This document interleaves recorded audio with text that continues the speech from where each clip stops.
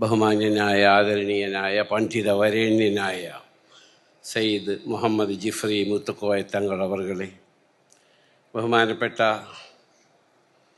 സമസ്ത കേരള ജമിയത്തുൽ ഉലമ പ്രതിനിധികളെ, സയ്യിദ് സാദിഖ് അലി ശിഹാബ് തങ്ങൾ, മറ്റു പണ്ഡിത വരേണ്യരെ, ബഹുമാന്യനായ ആദരണീയനായ കേരളത്തിൻ്റെ മുഖ്യമന്ത്രി ശ്രീ പിണറായി വിജയൻ അവർകൾ, ബഹുമാനപ്പെട്ട എൻ്റെ സുഹൃത്ത് deputy chief minister of Karnataka DK Shivakumar,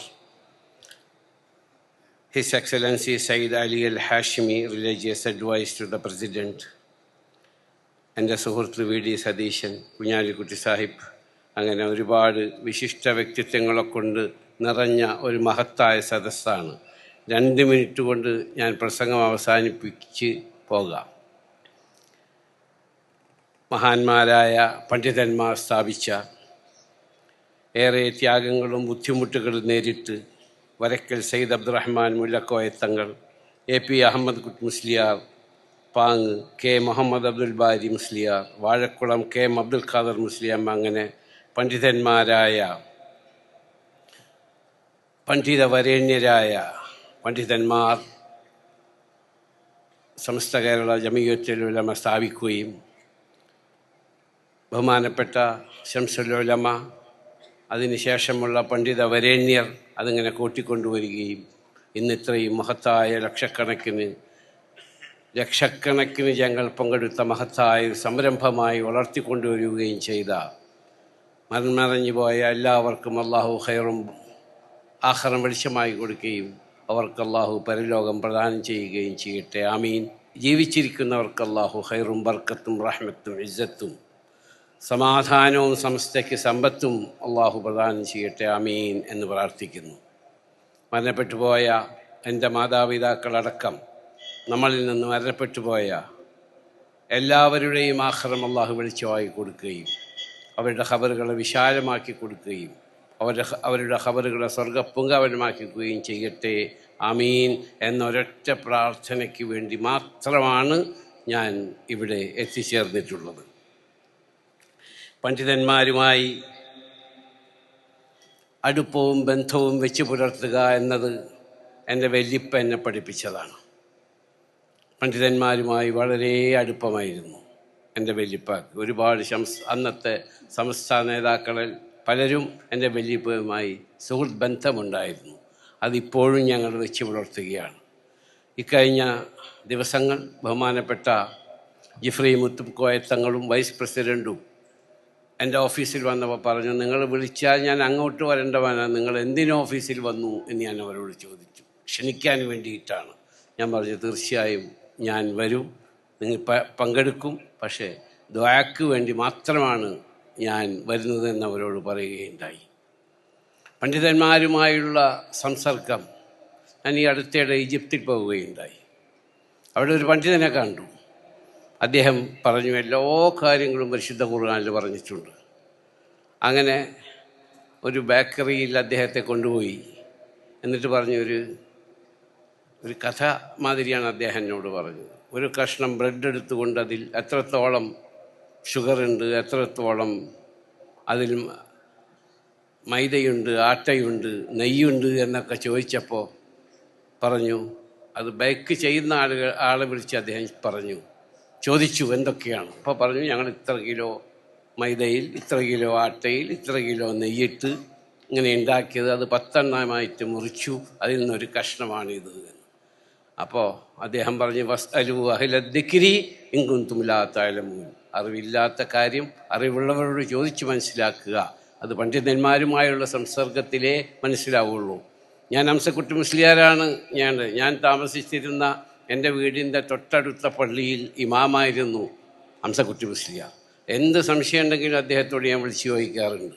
അദ്ദേഹം പല കിതാബുകളും റെഫർ ചെയ്ത് എനിക്ക് മറുപടി പറയാറുണ്ട്. എൻ്റെ ഭാഗത്ത് എന്തെങ്കിലും തെറ്റുണ്ടോ എന്നറിയാൻ വേണ്ടി ഞാൻ അദ്ദേഹത്തെ വിളിച്ചു ചോദിക്കുകയുണ്ടായി. ബഹുമാനപ്പെട്ട ഷേഖുൽ ജാമിയ അദ്ദേഹം എന്നോടൊരു കഥ പറഞ്ഞു. അദ്ദേഹം പറഞ്ഞ കഥ, അബ്ബാസിയ ഭരണകാലത്ത് ഹാറൂൺ റഷീദ് ചക്രവർത്തിയുടെ അരികത്ത് ഒരു പണ്ഡിതൻ വന്നു.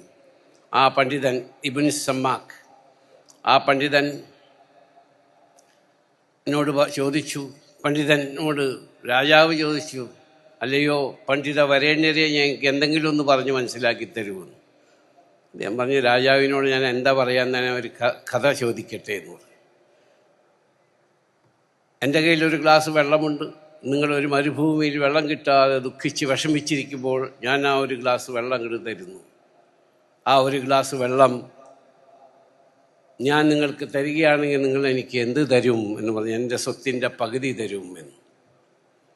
അത് കഴിഞ്ഞിട്ട് പറഞ്ഞു, നിങ്ങൾ വെള്ളം കുടിച്ചു, നിങ്ങൾക്ക് മൂത്രമൊഴിക്കാൻ സാധിക്കുന്നില്ല, നാച്ചുറൽ പ്രോസസ്സാണ്. അതിൻ്റെ മരുന്ന് എൻ്റെ കയ്യിലുണ്ട്, നിങ്ങൾക്ക് എന്ത് തരും, നിങ്ങളെനിക്ക് എന്ത് തരും എന്ന് വെച്ചപ്പോൾ എൻ്റെ പകുതി സ്വത്തും കൂടി തരും. അപ്പോൾ നമ്മുടെ സ്വത്ത് ഒരു വെള്ളത്തിൻ്റെ വില മാത്രമേ ഉള്ളൂ എന്ന് പറഞ്ഞ് പഠിപ്പിച്ച പണ്ഡിതന്മാരാണ്. അതിന് പണ്ഡിതന്മാരുമായിട്ടുള്ള സംസർഗം, എൻ്റെ പിതാവ് ഒരുപാട് പണ്ഡിതന്മാരുമായിട്ട് വളരെ അടുപ്പമുണ്ടായിരുന്നു. തൊഴിയൂർ മുഹമ്മദ് മുസ്ലിയാർ, അദ്ദേഹത്തെ കൂടെ ഉണ്ടായിരുന്ന ബാബു മുസ്ലിയാർ, ആ ബാബു മുസ്ലിയാരുടെ മകൻ ഫസലാണ് എൻ്റെ നൈൽ പോലെ ലോകത്തിൽ എല്ലായിടത്തും എൻ്റെ കൂടെ യാത്ര ചെയ്യുന്നത്, എൻ്റെ കൂടെ ഷാഹിദുള്ള പോലെ. അങ്ങനെ പണ്ഡിതന്മാരുമായുള്ള സംസർഗമാണ് നമ്മുടെ വിജയം എന്ന് വിശ്വസിക്കുന്നവനാകുന്നു ഞാൻ. ആയതുകൊണ്ട് ഈ സംസ്ഥയ്ക്ക് എന്താവശ്യം എപ്പോഴുണ്ടോ വിനീതനായ ഞാൻ ആ സംസ്ഥ ഇവിടെ ഉണ്ടാകുമെന്ന് കൂടി പറഞ്ഞുകൊണ്ട്, ഇവിടെ ഇത് ഞങ്ങളുടെ പ്രൊജക്റ്റ് എന്നും പറഞ്ഞിട്ട് ബഹുമാനപ്പെട്ട ജിഫ്രി മുത്തുക്കോയത്തങ്ങൾ തങ്ങളെ ഈ പ്രൊജക്റ്റുകൾ മുഴുവൻ എനിക്ക് തന്നിട്ടുണ്ട്. അപ്പോൾ ഞാനതിങ്ങനെ വായിച്ചു നോക്കി. അപ്പോൾ പറഞ്ഞത് വലിയ പ്രൊജക്റ്റുകളാണ് ഇൻഷാ അല്ലാഹ്. അപ്പോൾ എന്തെങ്കിലും ഒരു പ്രൊജക്റ്റ് ഞാൻ പറഞ്ഞില്ലെങ്കിൽ തങ്ങൾക്കൊരു വിഷമാവും അല്ലേ തങ്ങളെ? ഇൻഷാ അല്ലാഹ്. അപ്പോൾ ഇതിൽ മനോഹരമായൊരു പള്ളി 7.5 കോടി റുപ്യാണ് ഇപ്പോൾ കാണിച്ചിട്ടുള്ളത്. ഇൻഷാ അല്ലാഹ് ഈ പള്ളി തങ്ങളെ ഇനി കൂടിയാലും ശരി ആ പള്ളി ഞാൻ പണിത് തരും ഇൻഷാ അല്ലാഹ്.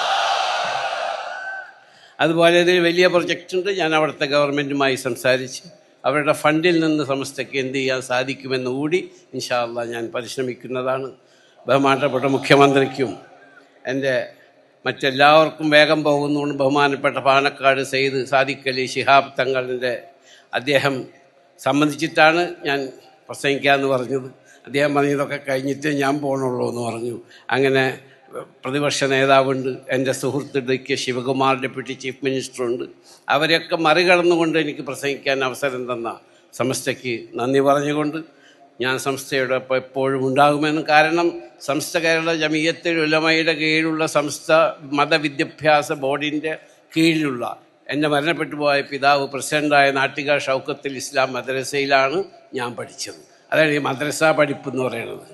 അപ്പോൾ എൻ്റെ നാട്ടിൽ നിന്ന് ഒരുപാട് ആളുകൾ ഖത്തീബ് അടക്കം ഇവിടെ വന്നിട്ടുണ്ട്. ഒരു ദിവസം ഖത്തീബ് ഇബ്നു സമ്മാക്കിൻ്റെ പേര് തെറ്റി പറഞ്ഞു.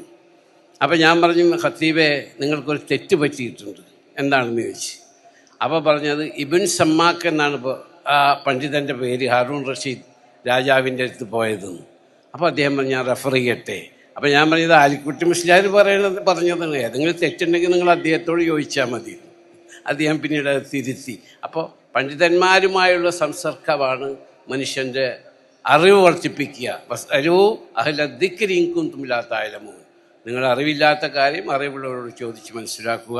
എനിക്ക് സെറ്റനറി അവാർഡ് എന്ന സമസ്തയ്ക്കോടുള്ള എൻ്റെ അനർഹമായ കൃതജ്ഞതയും ചാരിതാർത്ഥ്യവും രേഖപ്പെടുത്തിട്ട് നിങ്ങളുടെ ദുആയിൽ എന്നെയും എൻ്റെ മരണപ്പെട്ടുപോയ മാതാപിതാക്കളെയും ഉൾപ്പെടുത്തണമെന്ന് അപേക്ഷിച്ചുകൊണ്ട് ഞാൻ അവസാനിപ്പിക്കട്ടെ. അസ്സലാമു അലൈക്കും വറഹ്മത്തുള്ളാഹി വബറകാതുഹു.